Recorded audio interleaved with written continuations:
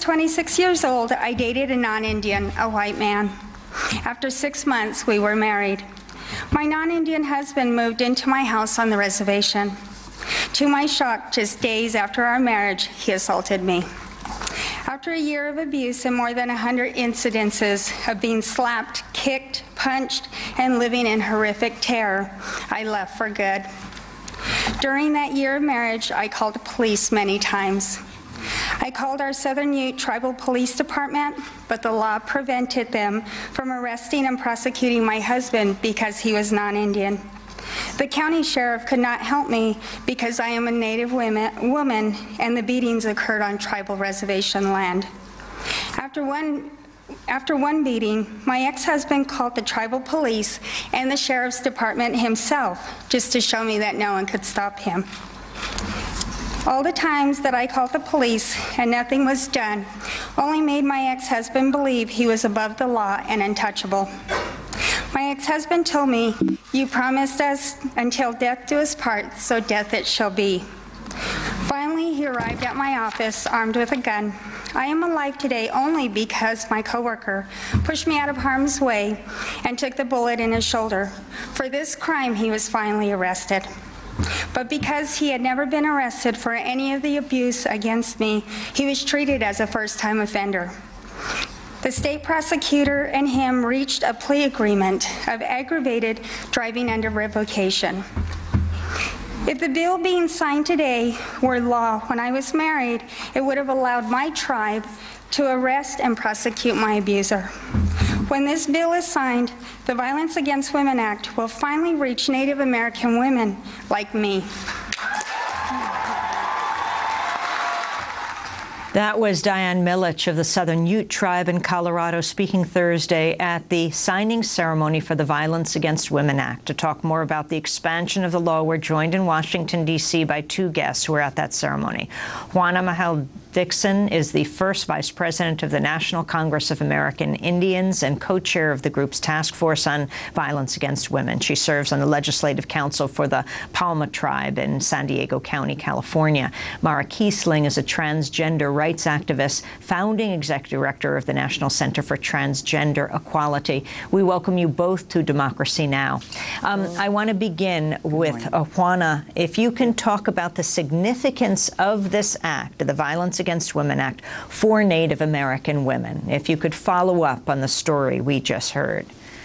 Oh my gosh, being in that room listening to her, and I've known Diane for a few years now, and hearing her story the first time, knew that we had to make a difference. And the women across this country, as allies, the National Task Force and our tribal women, we knew every breath, every step we made was to make sure that we could affect change to protect our Native women who chose to be in relationship with non-Native spouses and protect them from the violence that we did not know was happening on such a scale until we began to listen and hear, and we realized we had to change the law so that they could be protected with just protection orders and the right for our tribal police to come in and remove them and to alleviate the harm and the pain that was being caused.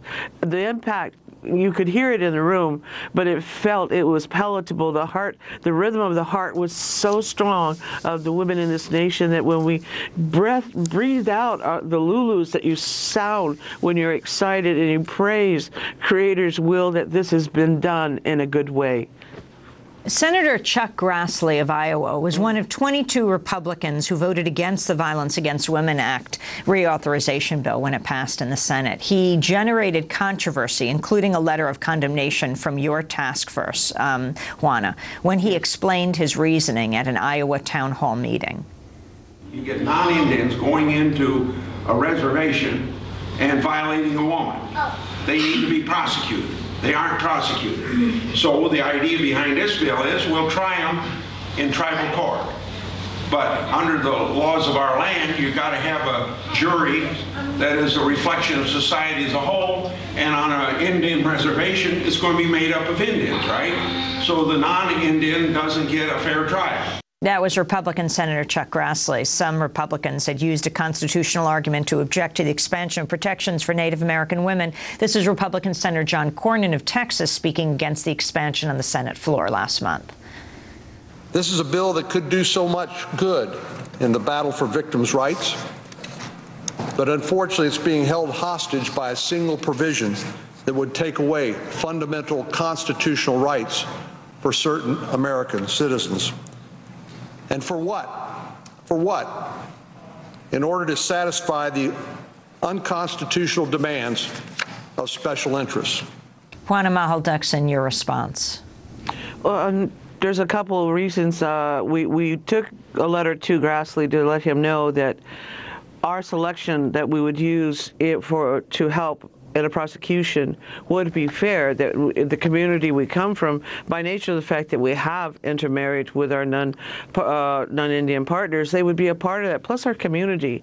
We have plans to, because we live side by side with non-Indian communities throughout Indian country, as well as our tribal groups within our territories. There's a natural blend of coexisting together that it seems logical and sensible that we would somehow have the same kind of faith, same kind of trust to give fair and just decisions in terms of a case.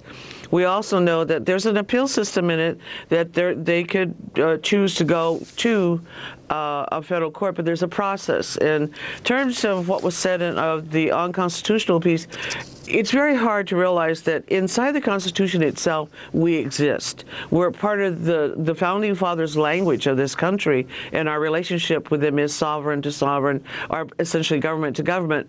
And in that relationship, if you don't know that, and if you're not taught that, you just don't know. And you can't get angry at what they don't know, but you can try to help them to understand that it isn't unconstitutional. We even have the Indian Civil Rights Act, which mirrors several provisions that are in the Civil Rights Act that allow, as you know, the protections for in a case where prosecution and defendant, that this outline is in there, that we wouldn't deviate from it just because we now have this opportunity.